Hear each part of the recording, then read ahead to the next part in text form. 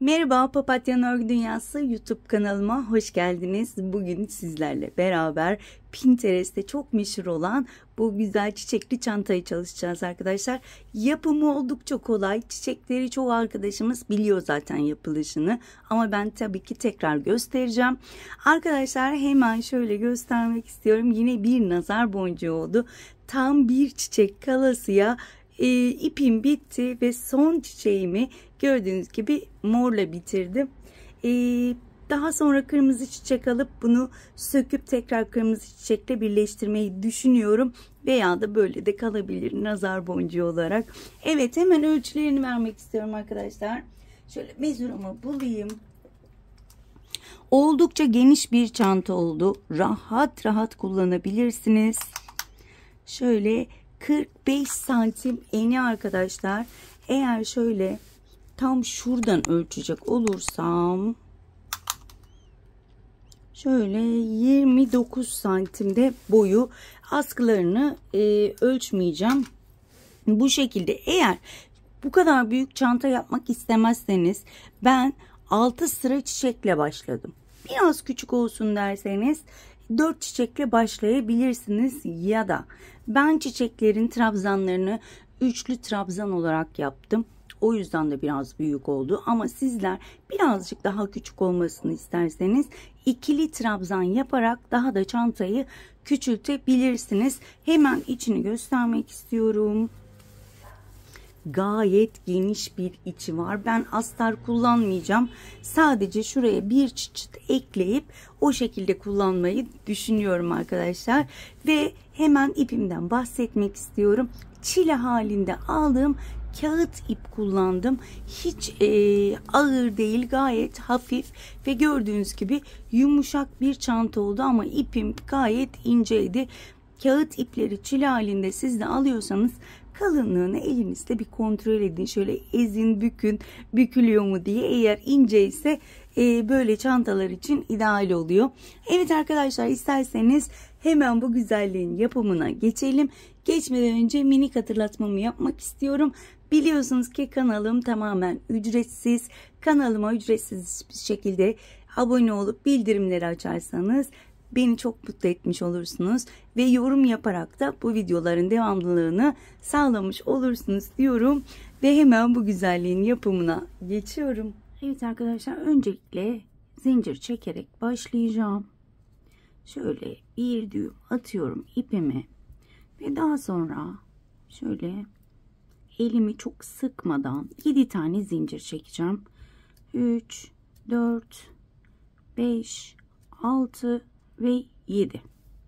İlk çektiğim zinciri şöyle batıyorum. Şöyle kaydırmayla kapatıyorum ve şöyle bir halka elde etmiş oluyorum. Şimdi burada 4 tane zincirim var. 1, 2, 3 ve 4. Tığın başını 2 kez doluyorum. Halkanın içine batıyorum. Ve 2 ilmek kapattım. Son ilmeği bekletiyorum. 2 kez doladım. 2 son ilmeği bekletiyorum ve 3. kez aynısını yapıyorum. 2 kapattım ve son ilmeği beklettim. Toplamda 4 tane ilmeğim oldu. 4'ünü aynı anda kapatıyorum. Şöyle biraz sıkılaştırıyorum ve 4 tane zincir çekiyorum. 1, 2, 3 ve 4. Halkanın içine batıp sık iğne veya kaydırma yöntemiyle kapatabilirsiniz.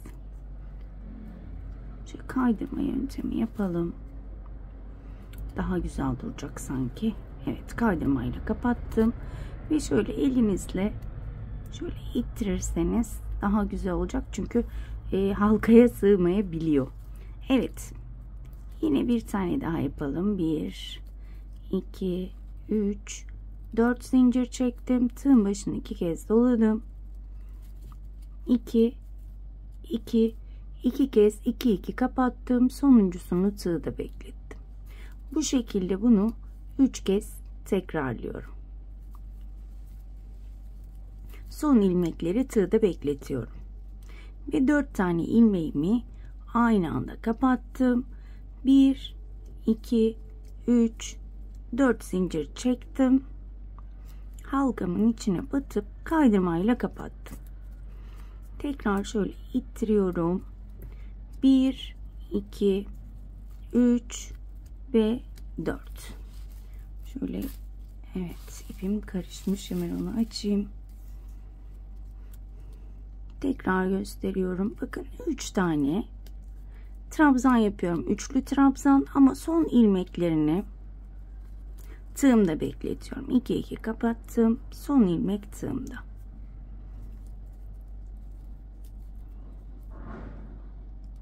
Evet. Bu şekilde 4'ünü birlikte kapattım. 1 2 3 ve 4 tane zincir çektim. Kaydırmayla kapattım. Bu şekilde toplamda 6 tane yaprak yapıyoruz. Ben 6. yaprağı tamamlayıp hemen dönüyorum. Evet, 6. yaprağımda kaydırmayla sabitliyorum ve ilk çiçeğimi bu şekilde bitiriyorum. Şöyle biraz sıkılaştırayım. Bir zincir çektim. İpimi kesiyorum. Arkadaşlar, ilk motifimizi, ilk çiçeğimizi tek başına 6 tane yaprak olacak şekilde öreceğiz. Daha sonra da birleştirme motiflerini yapacağız. Şöyle hemen şunu da arkada yürütmek istiyorum. Şöyle daha ince bir tığ alıp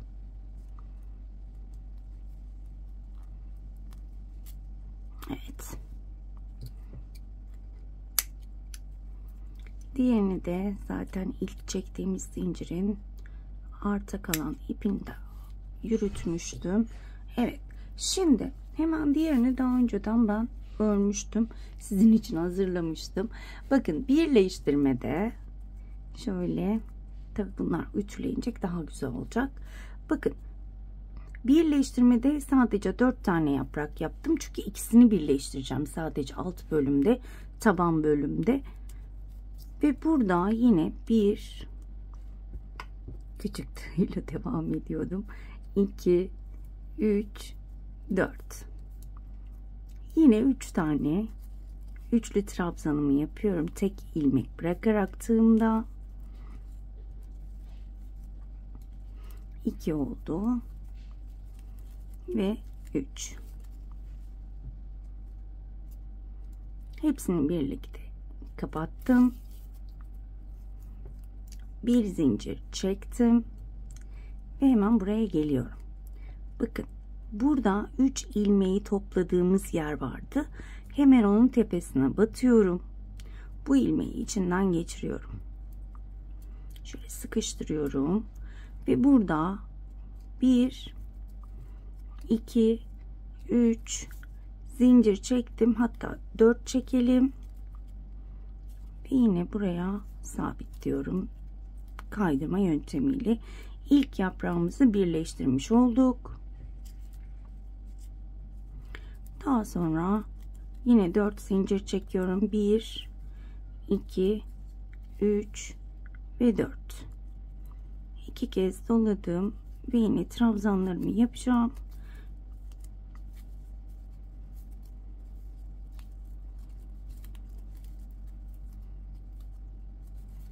Bir tane daha. Aynı anda kapattım. Hemen burada zincir çekmiyorum. İlmeğimi uzattım. Bakın, hemen şöyle şunu alıyorum. Bakın, burada topladığım ve zincir çekmeye başladığım yer. Tam buradan ilmeğimi geçiriyorum. Şimdi artık 1 2 3 4 zincir çekiyorum ve kaydırmayla sabitliyorum. İlk yaprağımızı bu şekilde birleştirmiş oldum ve ikinci yaprağıma geçiyorum. 1 2 3 4. Yine 3 tane trabzanımı yapacağım. birer ilmeklerini tığımda bırakarak, arkadaşlar şu anda 3.50 milimlik tığ ile çalışıyorum ama şu anda biraz zorlandım. Benim elime herhalde uygun 3 milimlik tığ, 3 milimlik tığya geçebilirim her an. Bunda bilginiz olsun. Gerçi açılışta hangi tığ ile ördüğümü muhakkak söyleyeceğim. Evet. Yine 3 taneyi topladım. Toplar toplamaz hemen karşısındaki, bakın, topladığım yere batıyorum. İlmeği çıkardım. Ve hemen burada 1, 2, 3, 4 zincir çektim. Ve hemen kaydırmayla sabitledim. Hemen burada bir zincir çekeceğim ve ipimi kopartacağım. Her çiçekten sonra muhakkak artık iplerimizi saklayalım. Evet, birleştirmem gördüğünüz gibi gerçekten çok kolay oldu. Zaten bu modeli de birleştirmesini de biliyoruz arkadaşlar. Önemli olan yukarıya doğru yükselmesi. Şimdi ben öncelikle 6 tane çiçek örerek tabanını oluşturacağım. Sizler daha büyük, daha küçük yapabilirsiniz. 4 çiçekle yapabilirsiniz, 8 çiçekle yapabilirsiniz. Ben çift çiçek koyarak, yani tek sayı yapmıyorum, çift sayı yapıyorum arkadaşlar. Daha düzgün bir çanta elde edebilmek için 6 tane çiçeğimi yapıp hemen dönüyorum. Evet arkadaşlar, şimdi burayı iyi dinlemeniz gerekiyor. Çünkü ben 6 tane 6 yapraklı çiçeklerimi birleştirdim. Daha sonra bakın, bir bu başa, bir de bu başa 5 yapraklı çiçeklerimi ekledim. Şimdi çok kafanızı karıştırmak istemiyorum aslında. Sadece şöyle 1, 2, 3, 4, 5, 6 tane 5 yapraklı çiçeğim olacak. Geri kalanı yine 6 yapraklı olacak. O yüzden şöyle size kafanızı karıştırmadan nasıl anlatacağımı uzun uzun düşündüm. Şöyle bir şey yapmaya karar verdim. 6 tane 6 yapraklıyı birleştirdim. Bir başa bir sona 5 yapraklı çiçeğimi ekledim. Şimdi şöyle gidelim, şöyle dönelim istiyorum. Şu anda bu 5 yapraklılarla ikinci sıraya geçmiş bulunuyoruz. Bu sıra bizim taban sıramız. Bu ikisi de artık yukarıya çıkma sıramız diyebilirim. Evet, ben önceden 2 yaprağını örmüştüm. Şimdi yine 1, 2, 3, 4 tane zincir çekiyorum. Yine arkadaşlar ben 5 yapraklı yapacağım çiçeğimi.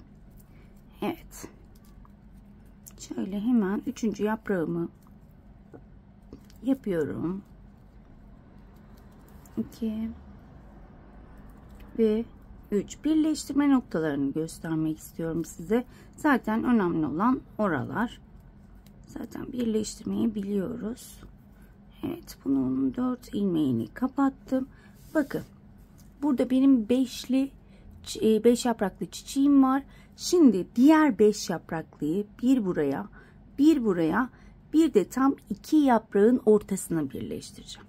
Şöyle ben çok videoları uzatmadan hemen birleştirme noktalarını göreceğim. Bakın, 5'li yaprağımın hemen şuraya bakan yaprağına hemen tığımı battım, içinden geçirdim. 1, 2, 3 ve 4 kaydırmamı yaptım. Bakın, buraya birleştirdim. Şimdi 4. yaprağımı yapayım. Çok videonun da uzamasını istemiyorum. Hemen şurayı birleştirmesini göstereceğim.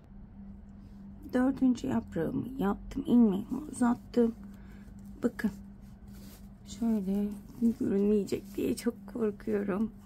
Evet, tam anlaşılmayacak diye. Bakın, 5 yapraklı hemen buraya birleştirdim. Şimdi bakın, 2 yaprak arasına, hemen bu ortaya 2 yaprak arasına batıyorum. 1, 2, 3, 4 zincir çektim ve şöyle ortayı da açıyorum. Kaydırma yapıyorum. Bakın, 2. yaprağı da birleştirmiş oldum. 1, 2, 3, 4 zincir çektim ve 5. yaprağımı yapıp hemen dönüyorum. Evet, 5. yaprağımı bitirdim. İlmeğimi uzattım. Bakın şöyle hemen şuraya birleştireceğim. Evet. 1 2 3 4 zincir çektim ve kaydırmayla çiçeğimi bitirdim. Bu şekilde. Hemen ipimi burada kesiyorum ve hemen şöyle göstermek istiyorum. Bakın, bir yaprak burada, bir yaprak burada, bir yaprak burada, 2 yaprak da şu şekilde tepede kalacak. Şimdi hemen yanına bunun 6 6 6 6 tam şuraya geliyorum. Buraya da 5. Şimdi ben ilk 6'yı da sizlerle paylaşmak istiyorum. Kafanızı karıştırmadan. Şöyle 2 taneyi zaten yapmıştım. Hemen 3. yaprağı hızlıca yapayım. Video uzayacak diye de korkuyorum. Çok uzamasını istemiyorum. Aslında kolay. Sadece bu sırası biraz yeni öğrenenler için biraz kafa karıştırıcı olabilir. O yüzden burayı biraz şöyle ayrıntılı anlatmak istiyorum. Pardon. Zincir nereden geldi aklıma? Evet. Şimdi bakın, buraya geldim.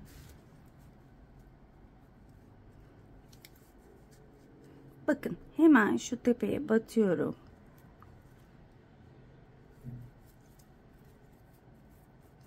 İlmeği geçirdim. 1 2 3 4. Hemen burada 2. yaprağımı yapıp dönüyorum. Evet, yine yaprağımı yaptım. Bakın, bu sefer şöyle kafanızı karıştırmadan 5'li yapraklı olanın şurasına ve şimdi şuraya. Hemen bakın, 2 yaprak arasına şu şekilde batıyorum. Ve içinden geçiriyorum. Daha doğrusu geçiremiyorum. Evet. Şimdi geçirdim. 1 2 3 4. İp inanılmaz ince. Bu kadar ince bir kağıt ip hayatımda görmedim. O yüzden tam elimle kavrayamıyorum. Bakın, şimdi tekrar bir yaprak yapacağım. O yaprağı da buraya sabitleyeceğim. Ben hemen yaprağı yapıp dönüyorum. Bu yaprağımı da bitirdim. Bakın, bunu da buraya. Yine 2 yaprak arasına birleştiriyorum. 1 2 3 ve 4. Hemen sabitliyorum kaydırmayla. Bu çiçeğimiz 6 yapraklı olacak. Biliyorum, biraz fazla tekrar ediyorum. Ama acaba söylemeyi unuttum mu diyorum. Bakın, bu şekilde birleştirmiş oldum. 6. yaprağımı şöyle hemen yapıp dönüyorum. Evet, hemen bakın, zaten birleştireceğim yer belli. Hemen bu yaprağı, son yaprağı hemen buraya birleştiriyorum. Ve artık altı altı devam edeceğim. En son çiçeğe kadar, yani 5 yapraklı çiçeğe kadar. Ben hiç bu ipten bir şey anlamadım. O kadar ince ki bazı takipçilerim ince ip soruyordu bana. O gerçekten çile halinde aldığınızda bazıları çok kalın, bazıları çok ince. Bakın, bana da inanılmaz ince geldi şu anda. Genelde kırmızılar çok ince oluyor zaten. Bu biraz fazla ince. Evet, 3 4. Artık bu çiçeğimi bitiriyorum. 6 yaprağım oldu. Sabitledim. Hemen şöyle bir zincirimi çekip ipimi kesiyorum. Evet. Eminim ki anlaşıldı. Şimdi tekrar şöyle göstereceğim. Bakın. 5 yaprak, 5 yaprak, 6 yaprak. Önceden bir ördüğüm vardı. Onu da şöyle göstermek istiyorum. daha anlaşılır olsun diye bakın bir yaprak buraya, bir yaprak buraya, bir yaprak buraya, yine bir yaprak da buraya birleştirilecek. Yani şurada tek yaprak kalacak. Bu şekilde birleştirildiğinde. Diğeri geldiğinde de aynı şekilde 1, 2, 3, 4. Bu şekilde 6, 6, 6, 6 nereye kadar? Bakın tam şuraya kadar. Burada yine çiçeğimiz 5 yapraklı olacak ve 5 yapraklı çiçeğimizi buraya sabitleyeceğiz. Şimdi ben 6, 6 devam ediyorum. Buraya geldiğimizde 5'liyi yine göstermek istiyorum. Evet arkadaşlar, ben 6 yapraklı çiçeklerimi ekledim. 5 yapraklı, 5 yapraklı 6 taneden 1, 2, 3, 4, 5 tane ekledim. Tekrar sayalım. 1, 2, 3, 4, 5 tane. Şimdi bakın bir çiçeklik yer kaldı. Oraya yine 5'li yapraklı çiçek yapacağım. Şöyle rahat eklemek için hemen şöyle çevireceğim. Bakın hemen şöyle burayı birleştiriyorum. Şöyle birleştirmeyi biliyoruz zaten ama şöyle buralar, bu sıra yani ikinci sıra biraz kafanızı karıştırır diye böyle tek tek anlatmaya çalışıyorum. Bir de resmini çekip işte buralar 5 tane, bu buralar 6 yapraklı diye de göstermeyi düşünüyorum. Çünkü biliyorsunuz yeni öğrenenler benim için çok önemli. Şöyle 2 kez dolayalım. Evet. Yeni öğrenenler gerçekten benim için çok önemli. Videoyu açıp baktıklarında istiyorum ki hemen yapsınlar ve sizin anlattığınız gibi aynısını yaptık desinler. Ben gerçekten çok mutlu oluyorum. Hemen şöyle şunu da kapatalım. Şöyle çok videoyu uzatmaya gerek yok. Bakın bunu hemen şu iki yaprağın arasına, tam şuraya. Daha sonra bir yaprak daha yapacağım. Şu iki yaprağın arasına. En son yaprağımı da, 5. yaprağımı da buraya sabitleyeceğim ve bu sıra bitecek. Daha sonra çevireceğim. Şuraya 5 tane. Daha sonra 6 yapraklıları yapıyorum. Yine bu bölüme 5 tane. Yani toplamda benim 6 tane 5 yapraklım olacak. Geri kalanı 6 yapraklı olacak. Eminim ki anlatabilmişimdir. Ben hemen şunları tamamlıyorum ve bir üst sırayı da göstermek istiyorum. Evet arkadaşlar, ben tamamını birleştirdim. Hemen şöyle göstermek istiyorum. Şöyle 3'er tane başta, 3'er tane sonda, diğer taraflar 6 yapraklı arkadaşlar. Bu 3'er tane de 5 yapraklı, toplamda 6 tane 5 yapraklı yapmış olduk. İkinci sıramız, birinci sıramız bu, ikinci sıramız da bu. Şöyle çevirdiğimizde yukarı doğru çıkacak bölüm. Şimdi hemen şöyle başta bir birleştirme yapmak istiyorum. Hemen şöyle bakın, nerelere birleştireceğiz? Zaten birleştirme yerlerimiz belli. Birer tane yaprak var bakın. Bu birer tane yaprağın 1, 2, 3 tane yaprak birleştireceğiz. Buraya geldik. Burada bir yaprak var. Daha önce gösterdiğim gibi iki yaprak arasına batacağız. 1, 2, 3. 1, 2, 3 şeklinde döne istediğiniz kadar birleştirebilirsiniz. Yüksekliğinden bahsediyorum, istediğiniz kadar diye. Bu şekilde devam ediyorum birleştirmeye. Şimdi tam kafanızda oturması için ben bir tane buraya birleştireceğim. Daha sonra da eminim ki anlaşılır olacak. Ben şimdi bunu buraya birleştirip hemen döneceğim. Çok da videoyu uzatmak istemiyorum. Eminim ki anlaşıldı. Gerçekten çok kolay. Sadece 5 yapraklı çiçekten biraz kafanızı karıştırır diye biraz ürktüm. Ama eminim ki anlatabilmişimdir. Evet, bakın bu şekilde birleştirip döne zaten o çanta formunu alacak. Ben hemen burayı birleştirip dönüyorum. Evet, bakın bu 3. sıramda ilk çiçeğimi birleştirmiş oldum. Şimdi hemen yanındaki çiçeği nasıl birleştireceğim? 1, 2, 3, 4 yaprak birleştireceğim. Yani ilk yaprağı 3 yaprak olarak birleştirdim. Diğerlerini 1 2 3 4 1 2 3 4 şeklinde birleştireceğim. Bu şekilde yukarı doğru form kazanacak. Eminim ki anlatabilmişimdir. Bu şekilde bakın, ilk taban sırasını saymıyorum. Birinci ve ikinci sıraya geçtik. 2 sıra daha örüp şöyle bir uzunluğuna bakacağım. Daha az, daha çok da örebilirim. Ben bu şekilde örüp dönüyorum. Tekrar söylüyorum. Artık 6 yapraklı yapıyoruz. Kesinlikle 5 yapraklı çiçeğimiz yok. 5 yapraklı çiçeğimiz 3 burada, 3 burada. Diğerleri hep 6 yaprak olacak. Ben şöyle döne döne örüp hemen dönüyorum. Evet arkadaşlar, kameramın aldığı kadar şöyle göstermek istiyorum. Ben buraya kadar ördüm. Bu çanta şöyle tek tek örülüp birleştirilerek anlatılacak bir çanta olmadığı için ördükçe size şöyle anlatmaya çalışacağım. Arkadaşlar ben toplamda size gösterdiğim gibi birleştirip 6 sıra ördüm. Şöyle beraber sayalım. 1, 2, 3, 4, 5, 6 sıra ördüm. Daha sonra hemen şöyle askı kısmını örmeye başladım. Hemen şu çiçekleri de sayarsak toplamda 16 tane çiçek. Bir sırada 16 tane çiçeğim var. Hemen şöyle şurayı da göstermek istiyorum. Kafanızı karıştırmadan bakın. Bir sırada çift çiçek, şöyle iki çiçeğin ortasına geliyor bir üstteki.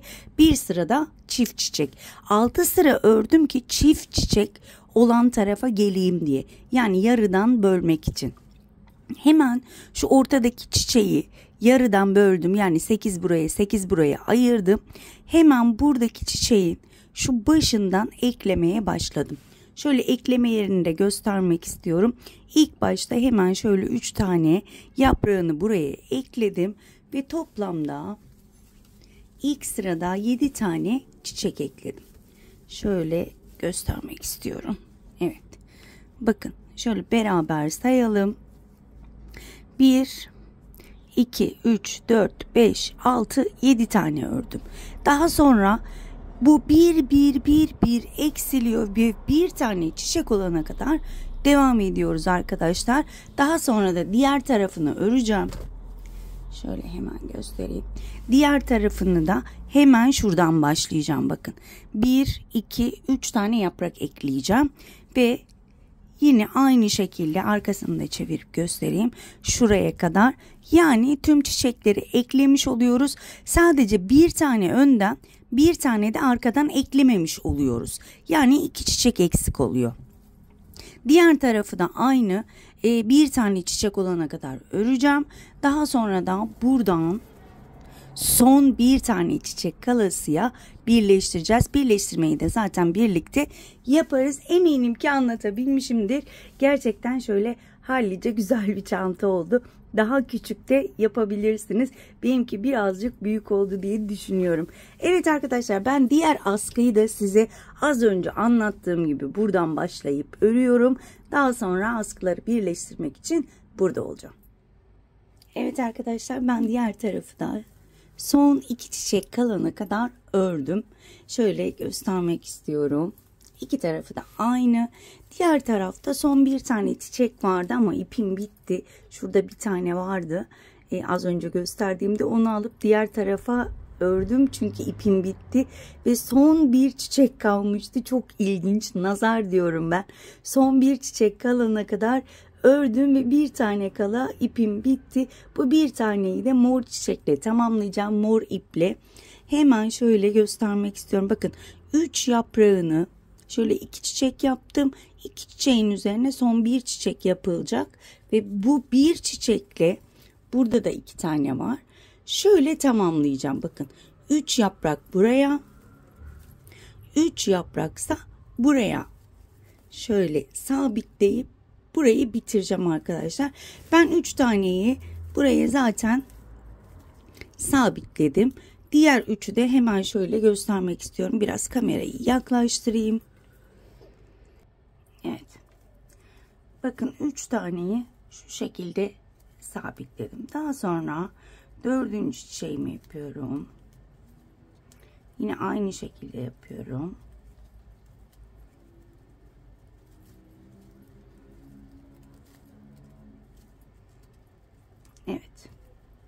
hepsini kapattım ve diğer tarafa alıyorum. Bakın burada da en son 2 çiçek var ve ilk şu tepeden başlıyorum. Bakın şöyle ilmeği uzatalım. Hemen şöyle içinden geçiriyorum. 1 2 3 ve 4. Hemen buraya sabitledim. 1 2 3 4. Hemen şöyle yaprağımı yapacağım. Tam 2 yaprak arasında. Sonuncu yaprağımı da hemen şu yanındaki yaprağın tepesine yapıp 3 tane yaprağımı da buraya sabitlemiş olacağım arkadaşlar. Çok da uzatmayalım videoyu. Eminim ki anlaşıldı ve daha sonra çantamı bitirmiş olacağım. Ben bunu bitirdikten sonra biraz buhar tutup ütüleyeceğim. Daha sonra kapanış için burada olacağım. Evet arkadaşlar, ben gördüğünüz gibi son çiçeğimi şu şekilde birleştirdim. Şöyle net miyiz? Evet, son çiçeğimi bu şekilde birleştirdim ve çantam gayet çok güzel bir şekilde ortaya çıktı. Umarım beğenmişsinizdir. Umarım ayrıntılı bir şekilde anlatabilmişimdir. Benim için yine çok keyif aldığım videolardan biri oldu. Bir dahaki videoda görüşmek dileğiyle. Kendinize çok iyi bakın. Hoşça kalın.